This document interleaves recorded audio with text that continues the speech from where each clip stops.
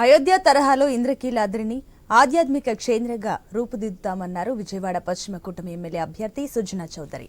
ముస్లింలకు హజ్ హౌస్ నిర్మాణం, ఎస్సీ ఎస్టీలకు చర్చిల నిర్మాణం చేస్తామని హామీ ఇచ్చారు. వైసీపీ హయాంలో నియోజకవర్గంలో ఏ ఒక్క సమస్య పరిష్కారం కాలేదని దుయ్యబట్టారు. కొండ ప్రాంతాల ప్రజలు జీవన ప్రమాణాలను పెంచుతామని, ఇది ధర్మం అధర్మం మధ్య జరుగుతున్న యుద్ధమని అభివర్ణించారు. కూటమి ప్రభుత్వం రావడం ఖాయమని ధీమా వ్యక్తం చేశారు.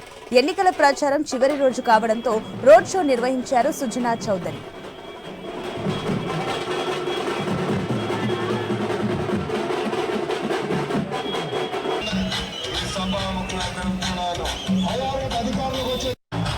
కేంద్ర మంత్రిగా పనిచేసినటువంటి వ్యక్తి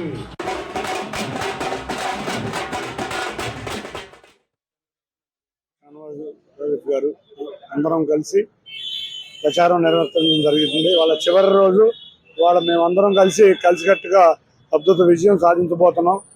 వాళ్ళ కూటమి అభ్యర్థులందరం ఘన విజయం సాధించబోతున్నాం. భారీ మెజార్టీ కోసం మేము చూస్తున్నాం, కానీ ఈ రోజు మా విజయం నిశ్చయమైపోయింది. ఈ విజయంలో కృషి చేసిన గౌరవ ప్రధాని నరేంద్ర మోడీ గారికి, పవన్ కళ్యాణ్ గారికి, మా అధ్యక్షులు వారు నారా చంద్రబాబు నాయుడు గారికి అందరికీ పేరు పేరున ధన్యవాదాలు. భారతదేశంలో ఎన్డీఏ ప్రభుత్వం ఏర్పడుతుంది. ఇక్కడ ఎన్డీఏ ప్రభుత్వం ఏర్పడేది తథ్యం.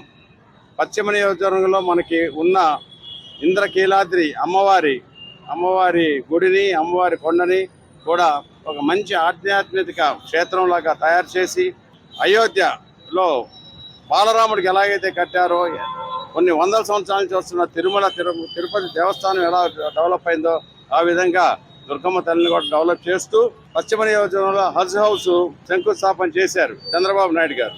కానీ 5 సంవత్సరాల్లో ఏ ఒక్కటి ముస్లిం మైనారిటీకి ఏ ఒక్క పని చేయలేదు. అట్లాగే చర్చిలకు కూడా, క్రిస్టియన్స్ కూడా ఏ ఒక్క పని చేయలేదు. ఇప్పుడు భారతీయ జనతా పార్టీ మీద అన్ని తప్పుడు సమాచారాలు చెప్పి మైనారిటీని దూరం చేద్దామని చెప్పి మాత్రమే ప్రయత్నం చేస్తూ ఉంది. కులం బేసిస్ మీద, మతం బేసిస్ మీద డివిజన్ తీసుకొద్దామని జగన్మోహన్ రెడ్డి ప్రభుత్వం చేస్తూ ఉంది. దాన్ని అరికట్టాల్సిన అవసరం ఎంతైనా ఉంది. मोदी, चंद्रबाबू नायडू, पवन कल्याण की आंधी बह रही है। यहाँ पे सारी की सारी सीट टीडीपी, बीजेपी और जनसेना मिलकर जीतने वाली है। पूरे देश में मोदी वेव है और यहाँ पर भी चंद्रबाबू नायडू के नेतृत्व में सरकार बनना तय है, क्योंकि यहाँ की सरकार में करप्शन है, भ्रष्टाचार है, सिर्फ लूट है। ये बिहार में जैसे लूट होता था लालू के टाइम में, यहाँ ये मॉडर्न लालू है। ये वैसे ही लूटने का काम यहाँ पे किया है। इसलिए पूरे देश की जनता तो साथ है।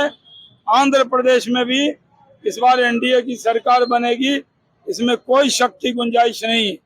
हम लोग यहाँ पर लोकसभा की भी सारी सीट जीतेंगे और विधानसभा में भी 3/4 मेजॉरिटी के साथ हम लोग सरकार बनाएंगे।